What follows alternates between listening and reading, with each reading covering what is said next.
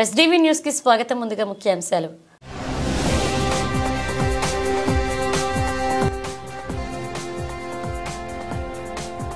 CM Chandrababu నేతృత్వంలో cabinet సమావేశం. భేటీలో పలు కీలక నిర్ణయాలు తీసుకునే అవకాశం.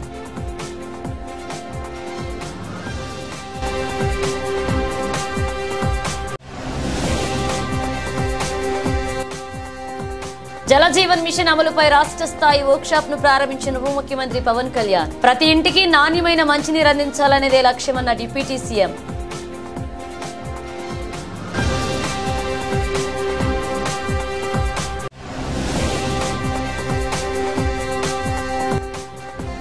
భవానీ దీక్షా విరమణ చేసే భక్తుల కోసం దుర్గగుడి యాత్రలో ఏర్పాట్లు పూర్తి. ఏర్పాట్లను పరిశీలించిన జిల్లా కలెక్టర్ లక్ష్మీషా.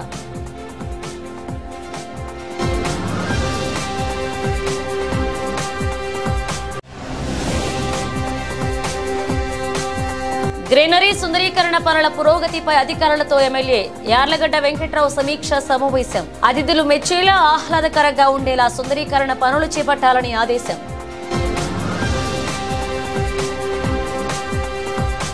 ముఖ్యమంత్రి చంద్రబాబు నాయుడు నేతృత్వంలో గురువారం ఉదయం 11 గంటలకు కేబినెట్ సమావేశం ప్రారంభమైంది. ఈ భేటీలో పలు కీలక నిర్ణయాలు తీసుకునే అవకాశం ఉంది. రాజధాని నిర్మాణాలకు సంబంధించి అనుమతులు ఇచ్చే అవకాశం ఉంది. ఇటీవల 42వ 43వ సిఆర్డీ అథారిటీ మీటింగ్లో తీసుకున్న నిర్ణయాలపై కేబినెట్లో చర్చించే అవకాశం ఉంది. అలాగే 8,821.44 కోట్లకు ట్రంక్ రోడ్ లేఅవుట్లలో వేసే రోడ్లపై కేబినెట్లో చర్చిస్తారు. ఎల్పీఎస్ రోడ్లకు 3,807 కోట్లు, ట్రంక్ రోడ్డుకు 4,521 కోట్లు, బంగ్లాలకు, జడ్జీలు, మంత్రులకు అలాగే 492 కోట్లు, నేలపాడు, రాయిపూడి, అనంతవరం, దొండపాడు వంటి గ్రామాల్లో 236 కిలోమీటర్ల రోడ్లు లేఅవుట్లకు అనుమతిస్తూ అథారిటీ నిర్ణయంపై కేబినెట్లో చర్చ జరగనుంది. ట్రంక్ రోడ్ 360 కిలోమీటర్లు ఉండగా అందులో 97.5 కిలోమీటర్లకు ఈరోజు గ్రీన్ సిగ్నల్ ఇచ్చే అవకాశం ఉంది. నీరు ఎంత ఎక్కువ తాగితే అంత మంచిది అంటున్నారని, నీరు దొరకని సమయాల్లో మనకు ఆ విలువ ఏమిటో తెలుస్తుంది అని డిప్యూటీ సీఎం పవన్ కళ్యాణ్ అన్నారు. పొలిటికల్ గా ఆకాశం అంత పందిరి వేస్తామన్నట్లుగా హామీలు ఇస్తామని, కానీ ఆచరణలో ఎన్నో సవాళ్లు ఎదుర్కోవాల్సి ఉందన్నారు. కూటమి ప్రభుత్వం వచ్చిన తర్వాత మోదీ కలను మరింత సాకారం చేసేలాగా అడుగులు వేస్తున్నామన్నారు. జల్ జీవన్ మిషన్ అమలుపై రాష్ట్ర స్థాయి వర్క్షాప్ లో ఉప ముఖ్యమంత్రి పవన్ కళ్యాణ్ ప్రారంభించారు. ఇక ఈ సందర్భంగా పవన్ మాట్లాడుతూ జల జీవన్ మిషన్ ద్వారా ప్రతి ఇంటికి పంపు, వాటి ద్వారా నాణ్యమైన మంచినీరు అందించాలనేది లక్ష్యమన్నారు. 2019 ఆగస్టులో ప్రారంభమైనప్పటికీ నీటిని అందించడానికే పరిమితమైందని, 2024 నాటికి మరింత బలోపేతం చేసి రోజు నీటి సరఫరా చేయాలన్నారు. 55 లీటర్ల ఒక మనిషికి ఇచ్చేలా కార్యాచరణ రూపొందించామన్నారు. కూటమి ప్రభుత్వం వచ్చిన తర్వాత మోదీ కలను మరింత సాకారం చేసేలాగా అడుగులు వేస్తున్నామన్నారు. నీటి సరఫరాలో వచ్చే ఇబ్బందుల గురించి పరిష్కారం చూస్తున్నామని, అమృతధార ద్వారా లోపాలు, ఇబ్బందులు సరిచేసి మంచినీటిని అందిస్తామన్నారు. నేడు నీరు ఎంత తాగితే అంత మంచిది అంటున్నారని, నీరు దొరకని సమయంలో మనకు ఆ విలువ ఏమిటో తెలుస్తుందన్నారు. పొలిటికల్ గా ఆకాశం అంత పందిరి వేస్తామన్నట్లుగా హామీలు ఇస్తామని, కానీ ఆచరణలో ఎన్నో సవాళ్లు ఎదుర్కోవాల్సి వస్తుందన్నారు. భీష్మ ఏకాదశిని 24 గంటల నుంచి నీళ్లు తాగకుండా ఉంటే ఆ ఇబ్బంది తెలుస్తుందన్నారు. నేను ఈ శాఖ మంత్రిగా రివ్యూ చేస్తే అనేక లోపాలు తెలిసాయి. ఈ పథకం అమలుకు ఒక్కో రాష్ట్రం ఒక్కో విధంగా 1,00,000 కోట్ల నుంచి 30,000 కోట్ల వరకు అడిగారు. కేరళ 46,000 కోట్లు అడిగితే మన ఏపీ మాత్రం 26 కోట్లు అడిగింది. మన రాష్ట్ర వాటా కూడా గత ప్రభుత్వం ఇవ్వకపోవడం వల్ల జలజీవన్ మిషన్ అమలు కాలేదు. నేను కేంద్ర పెద్దలతో మాట్లాడితే వారు కూడా గత ప్రభుత్వ నిర్లక్ష్యం గురించి చెప్పారు. 4,000 కోట్లను సద్వినియోగం చేయలేకపోయింది. కేంద్ర ప్రభుత్వం నిబంధనలకు విరుద్ధంగా పనిచేశారు. నీరు ఎలా తెస్తారో చూడకుండా పైపులు మాత్రం వేశారు. రిజర్వాయర్ల ద్వారా నీటిని తీసుకోవాల్సి ఉండగా వాటిపై దృష్టి పెట్టలేదని పవన్ కళ్యాణ్ విమర్శించారు. వాటి మెయింటెనెన్స్ ఎలా ఉన్నాయి ఏంటి అనేది, అలాగే వాటర్ కన్జర్వేషన్ కూడా ఎంత కీలకమో దీన్ని జలజీవన్ మిషన్లో లేదు, కానీ ఇది మనం తీసుకున్న తర్వాత కొత్త ప్రభుత్వం ఎన్డీఏ ప్రభుత్వం వచ్చిన తర్వాత మనం తీసుకునేవి వాటర్ కన్జర్వేషన్ కూడా చాలా కీలకమైంది. అలాగే ట్రైనింగ్ అండ్ కెపాసిటీ ఒకటికి ఉద్యోగస్తులకే కాకుండా ప్రజలను కూడా దీంట్లో భాగస్వామ్యం చేయాలనేది ఒకటి. అలాగే దీంట్లో ఈ ఐటీ సిస్టమ్స్ ద్వారా దీన్ని మనం స్ట్రీమ్లైన్ ఆపరేట్ చేసే విధానం, అలాగే గ్రీవెన్స్ రిడ్రెసల్, ఏమైతే నీటి సరఫరాలు ఇబ్బందులు ఏమున్నాయో రిపీటెడ్గా వచ్చే అవుట్ ఆఫ్ మెయింటెనెన్స్, వాటికి కూడా ఒక విధి విధానాలని రూపొందించడం, అది దీనికి సంబంధించి ఈ అమృతధార సంబంధించి ఒకసారి చెప్పుకున్న మనం రిపీటెడ్గా ఉంటుందని, కానీ బట్ కనీసం ఒక్కరోజు 1 గంట నీళ్లు తాగకపోయినా, 1 పూట నీళ్లు తాగకపోయినా దాని కష్టం ఎంత ఉంటుందో మనందరికీ తెలిసిందే. ఏకాదశి వ్రతాలు కానీ ఏదైనా సరే పొద్దున్నుంచి సాయంత్రం వరకు నీళ్లు తాగకుండా రకరకాల మనం ఈ రిలీజియస్ థింగ్ మనం ఈ పండుగల్లో అప్పుడు ప్రత్యేక పర్వదినాలు అప్పుడు చేసేవి, కానీ అప్పుడు కానీ మన నీటి విలువ తెలియదు. నీటి దొరకనప్పుడే మన నీటి విలువ తెలుస్తుంది. నాకు ప్రత్యేకించి నేను పిఆర్ మినిస్ట్రీ తీసుకున్న తర్వాత వాటర్ కన్జర్వేషన్ ఒకటి, నీటిని సరఫరా చేయటం ఒకటి, ఇవన్నీ నాకు చాలా ప్రత్యేకమైనవి, ఇష్టం నాకు. అంటే చాలా సందర్భాల్లో నేను చెప్పింది ఏంటంటే, అంటే నా అనుభవాలు పంచుకున్నది. ఒకసారి యూఎస్లో కూడా హార్వర్డ్ యూనివర్సిటీకి వెళ్ళినప్పుడు కూడా అక్కడ స్పీచ్ ఇస్తూ ఉంటే ఒక కీనోట్ అడ్రస్లో అక్కడ నేను చెప్పింది, ఒక ఆదిలాబాద్లో ఒక తాండాలో జరిగిన సంఘటన ఒకటి చెప్పాను. చాలాసార్లు పొలిటికల్గా మేము వెళ్తున్నప్పుడు చాలా ఆకాశం అంత ప్రామిసులు చేస్తూ ఉంటాం, ఆకాశాన్ని తీసుకొచ్చి పందిరేస్తూ ఉంటాం, ఇవన్నీ చేస్తూ ఉంటాం. కానీ ఇలాంటి సందర్భంలో 2008లో ఆదిలాబాద్లోని ఒక తాండాలో పాపం 3-4 తాండాలకు కలిపి ఒకటే బోర్ పాయింట్, అది అందరూ వచ్చి అక్కడి నుంచి పట్టుకునేవాళ్ళు. ఒక కళ్ళు లేని కనుగుడ్లు కూడా లేవు పెద్ద ఆవిడ వచ్చి అడిగింది, నా దగ్గరికి వచ్చి మరాఠీకి అంటే మరాఠీ యాక్సెంట్లో ఉన్న తెలుగులో ఆవిడ అడిగింది నన్ను నీళ్ళు ఇప్పించమని, ఇంకేం అడగల. అంటే నీరు ఎంత కీలకమైందంటే, మనం ఒక భీష్మేకాదశి రోజున 24 గంటలు నీళ్లు తాకపోతే ఎంత దారుణంగా ఉంటుందో నిజంగా కష్టం పాటించే వాళ్ళకి తెలుసు, వ్రతాలు పాటించే వాళ్ళకి, దొరకని వాళ్ళకి. సో ఇది అనేక మంది, చాలామంది నలిగి బాధలను అర్థం చేసుకుని దానికి ఒక పరిష్కార మార్గం, చాలామంది శ్రమ ఎప్పటికప్పుడు చేసుకుంటూ. అమ్మవారి భవానీ దీక్షల విరమణ చేసే భవానీల కోసం దేవస్థాన ఆధ్వర్యంలో సకల ఏర్పాట్లు పూర్తి చేస్తున్నట్లుగా ఎన్టీఆర్ జిల్లా కలెక్టర్ లక్ష్మీ షా అన్నారు. 5 రోజుల పాటు జరిగే భవానీ దీక్ష విరమణ కార్యక్రమంలో 5 రోజులు కలిపి సుమారు 6 లక్షల మంది భవానీ దీక్ష విరమణ చేస్తారని అంచనా వేసినట్లుగా కలెక్టర్ తెలిపారు. దీక్షల విరమణ చేసే భవానీల కోసం అన్ని శాఖలు సకల సదుపాయాలు ఏర్పాటు చేసినట్లుగా తెలిపారు. భవానీ దీక్ష విరమణ చేసే భక్తుల కోసం దుర్గగుడి ఆధ్వర్యంలో సకల ఏర్పాట్లు పూర్తి చేశారని ఎన్టీఆర్ జిల్లా కలెక్టర్ లక్ష్మీ షా అన్నారు. దీక్షల విరమణ నిమిత్తం దుర్గగుడి దేవస్థాన ఆధ్వర్యంలో చేస్తున్న ఏర్పాట్లను ఆయన నగరపాలక సంస్థ కమిషనర్ ధ్యానచంద్ర, నగర పోలీస్ కమిషనర్ ఎస్పీ రాజశేఖర్ బాబు, దుర్గగుడి ఈవో కెఎస్ రామారావుతో కలిసి స్వయంగా ఏర్పాట్లు పరిశీలించారు. ఈ సందర్భంగా కలెక్టర్ లక్ష్మీ షా మాట్లాడుతూ 5 రోజులకు ఒక 6 లక్షల మంది దీక్షాపరులు దీక్షలు విరమణ చేస్తారన్నారు. దీక్షాపరుల కోసం ప్రత్యేక క్యూ మార్గాలు, కేశఖండన శైల, విశ్రాంతి భవనం, దుర్గాఘాట్లో జల్లు స్థానాలు చేసేందుకు ఏర్పాట్లు, ఉచిత వైద్య శిబిరాలు తదితర వాటిని ఏర్పాటు చేశామన్నారు. ఎప్పటికప్పుడు పరిస్థితులను పరిశీలిస్తూ అందుకు అనుగుణంగా చర్యలు చేపడతామన్నారు. నగరంలో ట్రాఫిక్ ఇలాంటి ఇబ్బందులు లేకుండా పోలీస్ కమిషనర్ చర్చించి అందుకు తగు చర్యలు తీసుకుంటున్నామన్నారు. క్యూ మార్గాల్లో కూడా భక్తులకు ఉచిత మంచినీటి వసతి, మజ్జిగ ప్యాకెట్లు తదితర వాటిని ఏర్పాటు చేశామన్నారు. దుర్గమ్మవారి భవానీ దీక్షల విరమణ ఏదైతే సందర్భంగా 21 తారీఖు నుంచి 25వ తారీఖు వరకు జరిగే భవానీ దీక్షల విరమణ కార్యక్రమానికి ఏర్పాట్లు చూడడం జరుగుతూ ఉంది. దీంట్లో ఇళ్లలో మీకు తెలిసే ఉంది, ఇక్కడ దుర్గాగుడి పాపులర్ టెంపుల్, ఇక్కడ ఉన్న అధికారులు, అలాగే పోలీస్ సిబ్బంది, అలాగే జిల్లా యంత్రాంగంతో కలిపి ఈ యొక్క కార్యక్రమాన్ని విజయవంతంగా ఎక్కడ ఏమి లోటుపాట్లు లేకుండా ప్రాపర్గా తయారీ చేసి చేయడానికి జరుగుతూ ఉంది. ఈసారి అంచనా వచ్చి 6 లక్షల వరకు వచ్చే అవకాశం ఉంది అని అంచనాలు ఉన్నాయి. దీనికి తగ్గట్టుగా సరిపోయే ఏర్పాట్లు ఉన్నాయా లేదా, ఇక్కడ స్నానం జాన్ కానీ అక్కడ క్యూ లైన్స్ కానీ ఇవన్నీ ఏర్పాటు ఆల్రెడీ ముమ్మరంగా జరుగుతూ ఉన్నాయి. సో దీంట్లో భాగంగా పబ్లిక్ ఇన్కన్వీనియన్స్ లేకుండా సో ఒక 15 లక్షల వరకు వాటర్ బాటిల్స్ అందరికీ వచ్చే వాళ్ళకి నీళ్ళు ఇవ్వడము, అలాగే వాళ్ళకి కావాల్సిన అన్ని క్యూ లైన్స్, అలాగే టాయిలెట్స్ ఎన్ని అవసరమైతే అన్ని టాయిలెట్స్ అన్ని ఏర్పాటు చేసి సో సిటీని ఆ టైంలో ఎక్కువ మంది వస్తారు కాబట్టి ఒకసారి క్లీన్లీనెస్గా పెట్టుకోవడము, అలాగే వాళ్ళకి కావాల్సిన ఇన్ఫర్మేషన్ అందజేయడము, వాళ్ళు ఈజీగా భక్తి భావంతో అయితే వస్తారో అదే భక్తి భావంతో అమ్మవారి దర్శనం చేయించి సో వాళ్ళు ఒక మంచి దైవత ఫీలింగ్తో వాపస్ వెళ్ళడానికి టెంపుల్ అడ్మినిస్ట్రేషన్ అలాగే జిల్లా యంత్రాంగం ద్వారా మనము కృషి చేస్తున్నాము. దీనికి పబ్లిక్ రిక్వెస్ట్ ఏంటంటే వస్తున్నప్పుడు ఎక్కడికక్కడ సైన్ బోర్డ్స్ ఉంటాయి, హెల్ప్ డెస్క్ ఉంటాయి, మీకు కావాల్సిన అన్ని సదుపాయాలు కూడా ఉంటాయి. దాన్ని కొంచెం పేషెన్స్గా అన్నీ వాడుకుంటూ నెమ్మదిగా వచ్చి దైవత అయిపోయిన తర్వాత వెళ్ళండి. ఎక్కడ కంగారు పడాల్సిన అక్కర్లేదు, అడావడి అక్కర్లేదు. మీకోసమే చేస్తున్న ఏర్పాట్లు ఇవి. ఇంకా ఏదైనా ఫీడ్బ్యాక్స్ ఉన్నా కూడా, ఇంకా ఏదైనా ఇంప్రూవ్ చేయాలనుకున్నా కూడా సో కోఆర్డినేట్ చేసుకుని చేయడం జరుగుతుంది. సో ప్రతి ఒక్కరూ ఈ భవానీ దీక్షల విరమణ కార్యక్రమాన్ని పాల్గొని సో విజయవంతంగా చేయాలి. దీంట్లో పబ్లిక్ ఫెసిలిటీస్ వరకు, పబ్లిక్ కన్వీనియన్స్, పబ్లిక్ ఇన్ఫర్మేషన్ వరకు ఏమీ లోటుపాట్లు లేకుండా జిల్లా యంత్రాంగం ద్వారా చేయడం జరుగుతుంది.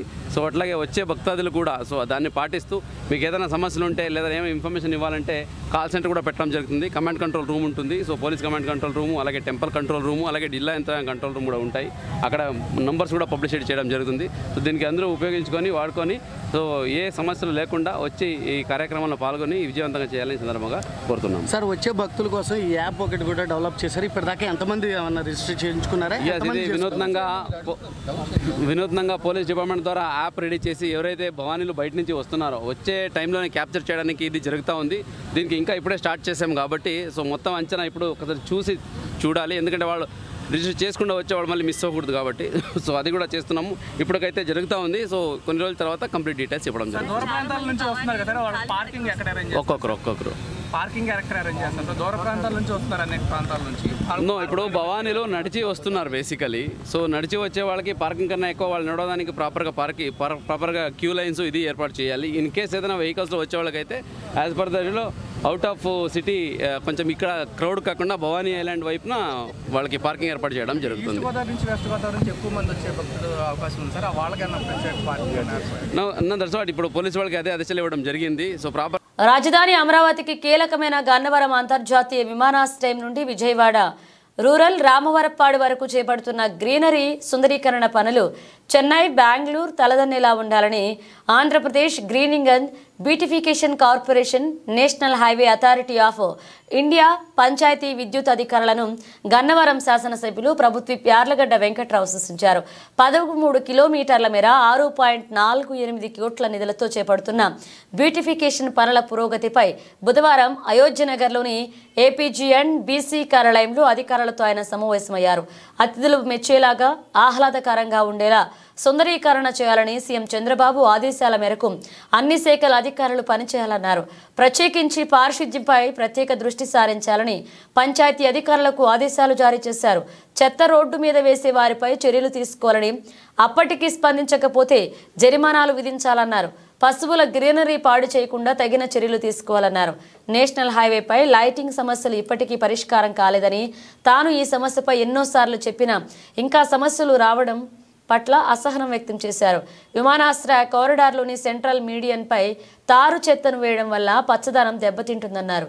ప్రజలు విసిరే వాటర్ బాటిళ్లను ఎప్పటికప్పుడు తొలగించాలన్నారు. విద్యుత్ సిబ్బంది కారిడార్ ప్రాంతంలోని అవెన్యూ చెట్లను విచక్షణారహితంగా నరికివేస్తున్నారని, దీనివల్ల చెట్ల కింద ఉన్న గ్రీనరీ దెబ్బతింటుందని అధికారుల దృష్టికి తీసుకొచ్చారు. హార్టికల్చర్ అధికారి APGN-BC పర్యవేక్షణలో మొక్కలను కత్తిరించేటప్పుడు విద్యుత్ శాఖ అవసరమైన చర్యలు తీసుకోవాలని స్పష్టం చేశారు. హైవేపై పశువులను మేపుతున్నారని, పశు పోషకులకు అవగాహన కల్పించాలన్నారు. ఎయిర్పోర్ట్ కారిడార్ రోడ్లో కటౌట్లు, ఫ్లెక్సీలు మరియు హోర్డింగ్ల కారణంగా పచ్చదనం దెబ్బతింటుందని, నిబంధనలకు విరుద్ధంగా ఫ్లెక్సీలు, కటౌట్లు ఏర్పాటు చేయకుండా చూసుకోవాలన్నారు. గ్రీనరీ ఏరియాలో వాహనాలను పార్కింగ్ చేయడం వల్ల పచ్చదనం దెబ్బతింటుందని ముందుగా షోరూమ్ అపార్ట్మెంట్ వారికి తెలియచెప్పాలని, అప్పటికీ వీరని పక్షంలో అవసరమైన చర్యలు తీసుకోవాలన్నారు. ప్లాంటేషన్ ఇబ్బంది కలిగించే చర్యలు మరలా పునరావృతం కాకుండా చర్యలు తీసుకోవాలన్నారు. గన్నవరం అంతర్జాతీయ విమానాశ్రయం అభివృద్ధిపై ముఖ్యమంత్రి చంద్రబాబు ప్రత్యేక దృష్టి పెట్టారని, అందుకు అనుగుణంగా అధికారులు పనులను చేయాలని స్పష్టం చేశారు. ఈ కార్యక్రమంలో APGN-BC MD Rajasekhar Reddy, NHAI HE Nageswararao, Gannavaram CI Sivaprasad, పడమట SI Harikrishna, APC PDCL Gunadala EE Ramamurthy, panchayat అధికారులు పాల్గొన్నారు.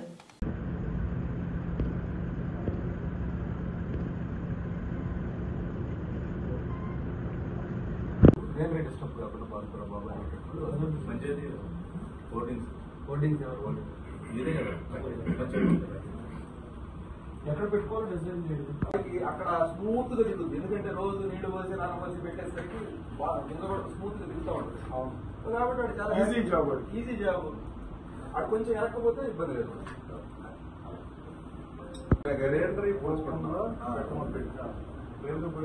ఫస్ట్ మనం మారవాలి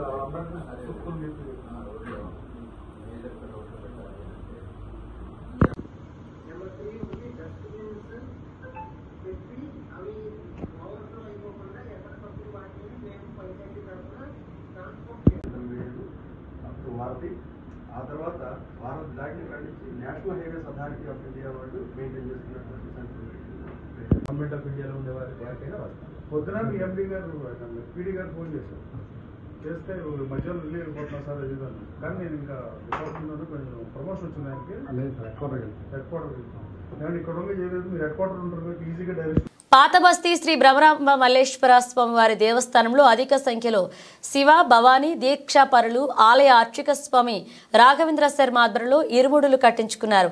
శివదీక్ష భవానీ దీక్షల విరమణ ముగింపు దశకు చేరుకోవడంతో దీక్షాపరులు ఆలయానికి తరలివచ్చారు. ఆలయ ఈవో నటరాజ్ షణ్ముఖం ఆదేశాల మేరకు అర్చక స్వామి వచ్చిన దీక్షాపరులకు అత్యంత భక్తి శ్రద్ధలతో ఇరుముడులను కట్టారు. దీక్షాపరులు స్వామి అమ్మవార్లకు కుటుంబ సభ్యులతో కలిసి దర్శించుకుని ప్రత్యేక పూజలు నిర్వహించుకున్నారు. ఓం నమ శివాయ అంటూ దీక్షాపరులు ఇడుముడులను దర్శించి ఆలయం నుండి బయలుదేరారు. పాత శివాలయ ప్రాంగణం మొత్తం దీక్షాపరులు భక్తులతో కిక్కిరిసిపోయింది.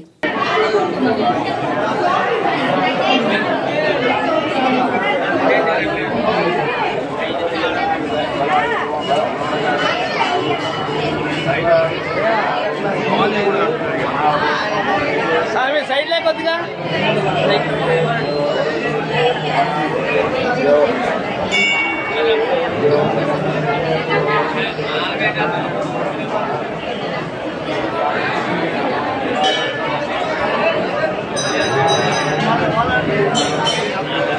కేంద్ర ప్రభుత్వ సహకారం సీఎం చంద్రబాబు ఆదేశాల మేరకు రాష్ట్రంలో ఎలక్ట్రికల్ బస్సులు తీసుకురానున్నట్లుగా ఏపీఎస్ఆర్టీసీ చైర్మన్ కొనకళ్ల నారాయణరావు తెలిపారు.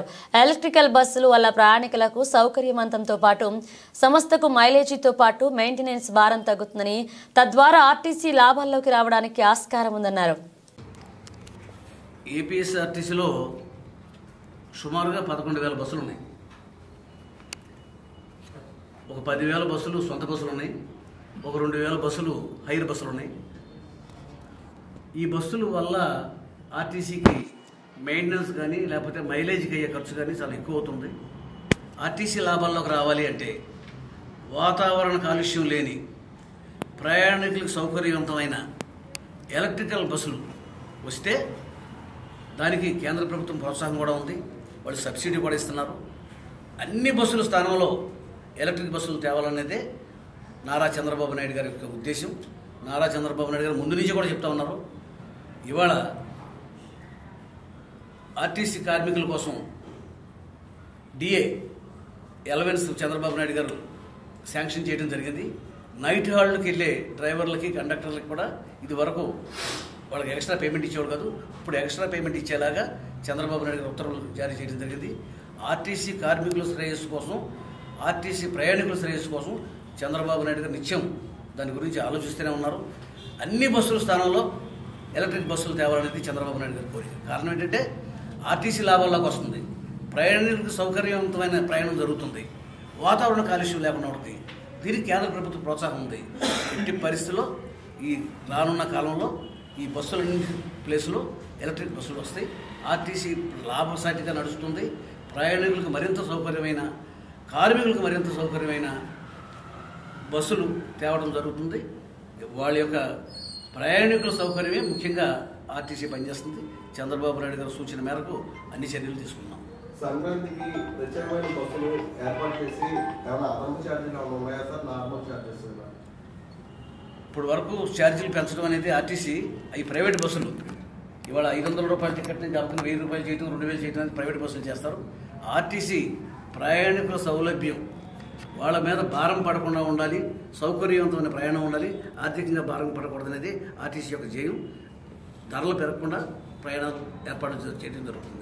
తెలంగాణ గవర్నమెంట్ సంక్రాంతి బస్సులకి రాను పోను 2 సార్లు ఒకేసారి బుక్ చేసుకుంటే 10% రిబేట్ అనేది ఇస్తుంది సార్, డిస్కౌంట్ అనేది ఇస్తుంది. మనకి కూడా 2 ఒకేసారి చేసుకుంటే అడ్వాన్స్డ్గా ఏమైనా కన్సెషన్ అనేది ఇస్తారు. దాని గురించి వాళ్ళతో మనం కూర్చొని చర్చలు జరపాలి. చర్చలు జరిపి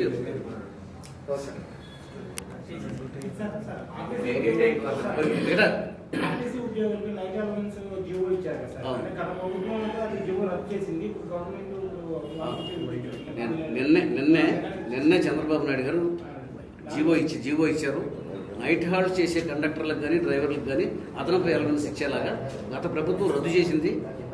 చంద్రబాబు నాయుడు గారు దాన్ని మళ్ళీ ఆ యొక్క కార్మికులకి ఆ యొక్క అలవెన్స్ ఇచ్చారు. బస్సు పామార్ అదే ఎక్స్టెన్షన్ చేస్తే మచిలీపట్నం వరకు వస్తుంది. ఒకటో రెండో ఒక 2 times చేస్తే మంచి రెస్పాన్స్ ఉంటుంది.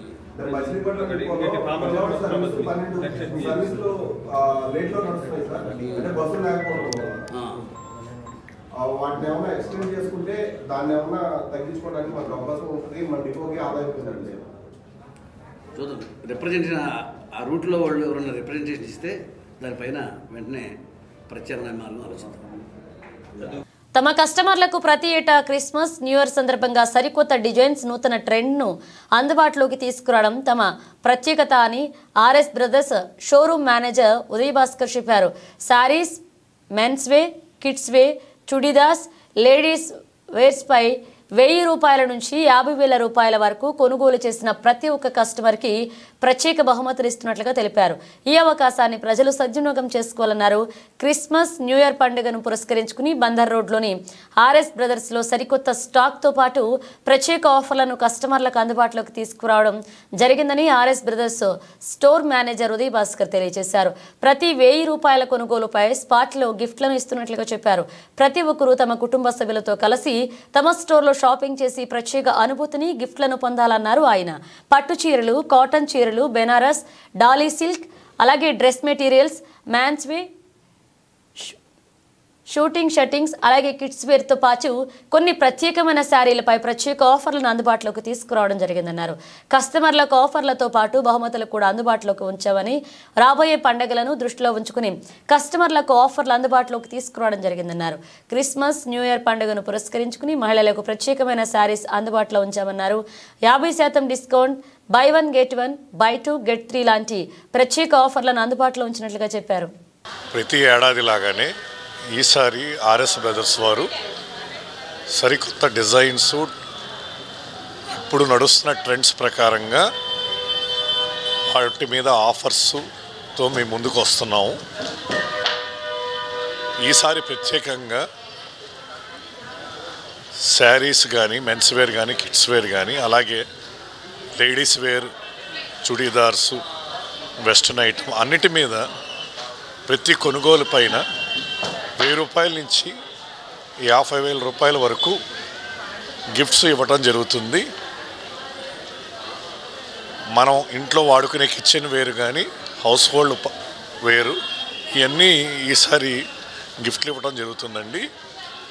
ఈ అవకాశాన్ని ఈ పండగ సీజన్లో అందరూ క్రిస్మస్కి, న్యూ ఇయర్కి లేదా సంక్రాంతికి వచ్చి సద్వినియోగం చేసుకుంటారని కోరుకుంటున్నాం. ముందుగా అందరికీ merry Christmas, happy new year మరియు సంక్రాంతి శుభాకాంక్షలు తెలియజేస్తున్నాం. ఇట్లు RS brothers store manager Uday Bhaskar. నమస్తే, థ్యాంక్ యూ. అలాగే 50% ఆఫ్ కానీ, buy 1 get 1,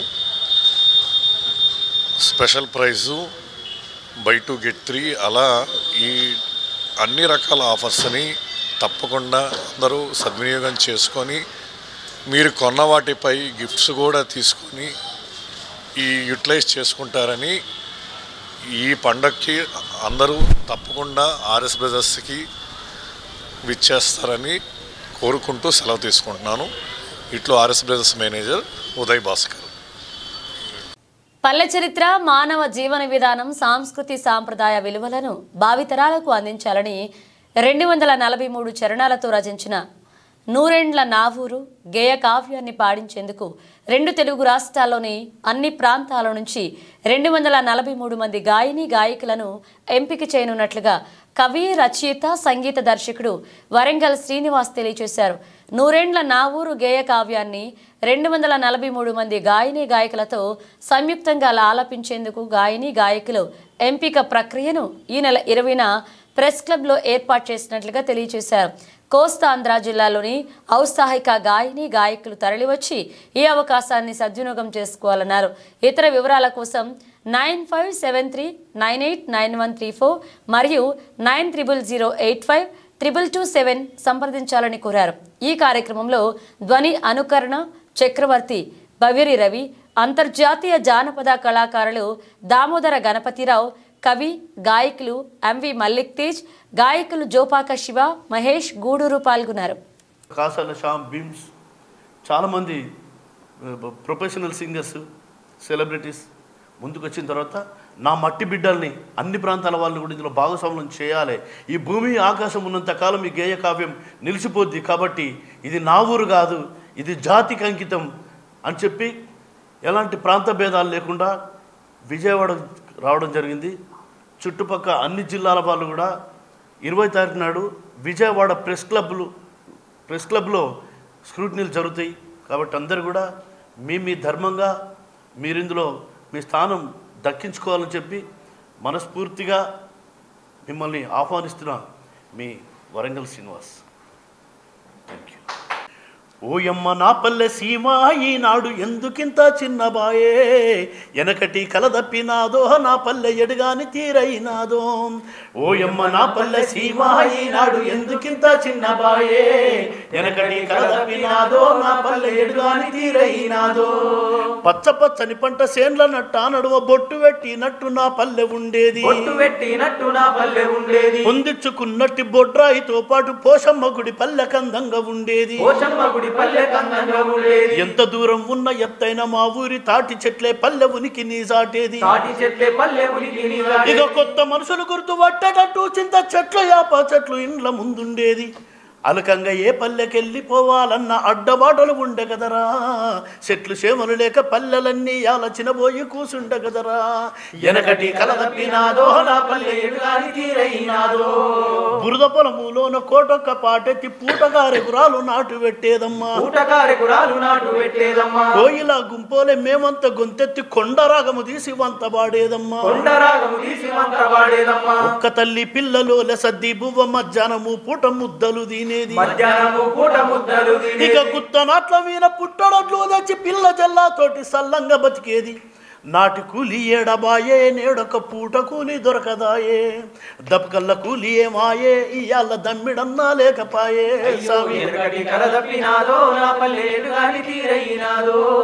ఏడు తంతెల నాటి ఆడిబిడ్డ ఇంటి జాలారు బండ మీద తానము చేస్తే, 6 నెలలకోసారి ఇంటి ఆడిబిడ్డ వచ్చి తానం చేసి దీవనార్తి పెడితే, ఇంటిల్లి పాదికి మేలు కలిగి మన సంసారం ఎగురెక్కి సల్లంగుండేదంట. అత్త మామలైన ఆడిబిడ్డలైన మేలు కలగాలని కాళ్ళు మొక్కేదిరా. ఆడిబిడ్డల మర్చిపోయిరి పల్లెల్ల ఆలి పిల్లల ముఖ్యమైరి. వెనకటి వంతనే మాయే అయ్యయ్య ఏటిలో నా కలిసిపాయే. నా పల్లె ఎడుగాని తీరైనాదో, నా పల్లె ఎడుగాని తీరైనాదో, నా పల్లె ఎడుగాని తీరైనాదో. బులెటిన్ ముగించే ముందు హెడ్లైన్స్ మరోసారి.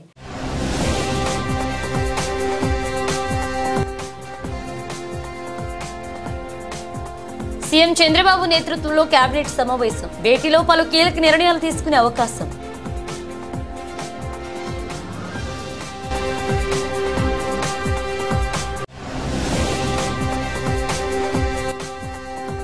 జలజీవన్ మిషన్ అమలుపై రాష్ట్ర స్థాయి వర్క్షాప్ ను ప్రారంభించిన ఉప ముఖ్యమంత్రి పవన్ కళ్యాణ్. ప్రతి ఇంటికి నాణ్యమైన మంచినీరు అందించాలనేదే లక్ష్యమన్న డిప్యూటీ సీఎం.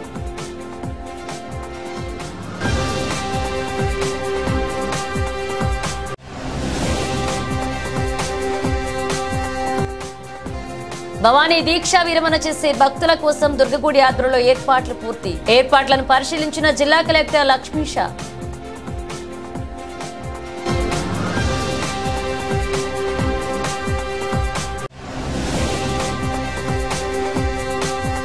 గ్రీనరీ సుందరీకరణ పనుల పురోగతిపై అధికారులతో ఎమ్మెల్యే యార్లగడ్డ వెంకట్రావు సమీక్ష సమావేశం. అతిథులు మెచ్చేలా ఆహ్లాదకరంగా ఉండేలా సుందరీకరణ పనులు చేపట్టాలని ఆదేశం.